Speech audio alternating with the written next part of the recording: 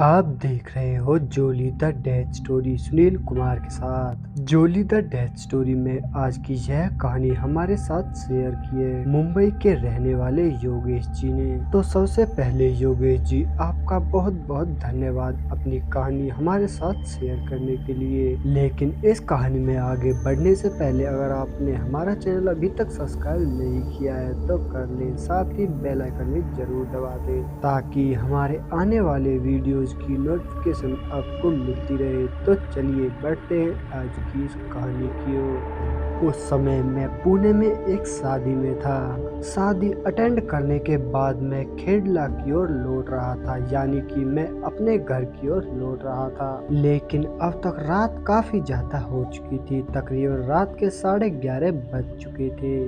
उस सुनसान रोड पर मेरे सिवाय कोई परिंदा भी पर नहीं मार रहा था। साथ ही वह रोड इतना सिंगल था कि वहाँ इक्का दुक्का वाहन भी नजर नहीं आ रहे थे, जिस वजह से मैं थोड़ा डर महसूस कर रहा था। लेकिन फिर भी मैं अपनी गाड़ी को पूरी तरह से लॉक करते हुए आगे की ओर ही बढ़ रहा था। अब मैं एक घटिया चौराहे पर पहुंच चुका था, जो कि उस सड़क का सबसे डरावना हिस्सा था। लेकिन उस दिन वहां पर कुछ लोग मुझे दिखाई दे रहे थे, जिससे मेरी थोड़ी हिम्मत बनी रही।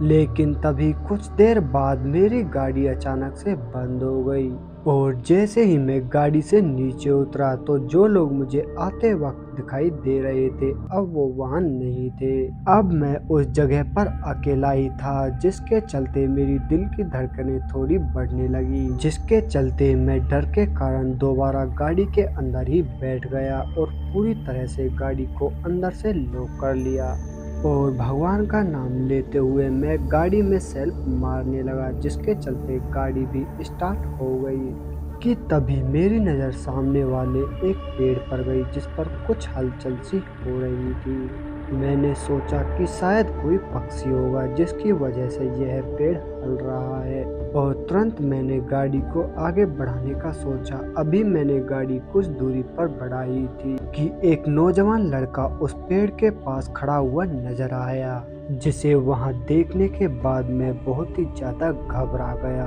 वह लड़का कुछ अलग सा दिखाई दे रहा था, उसकी बड़ी बड़ी आंखें और उसका रंग बिल्कुल लाल था, लेकिन गर्दन से नीचे वाला हिस्सा उसका पूरी तरह से नीला पड़ा हुआ था। और जैसे ही वह लड़का मेरी ओर आने लगा कि तुरंत मैंने अपनी गाड़ी को फुल स्पीड में वहां से भगा दिया।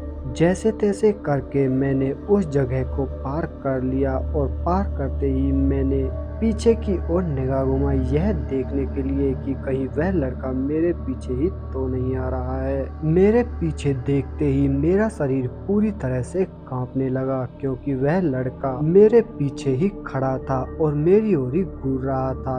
और देखते ही देखते वह मेरी ओर बढ़ने लगा कि तभी अचानक से मुझे एक घर दिखाई दिया। मैं तुरंत वहां से भागा और उस घर के सामने जाकर खड़ा हो गया।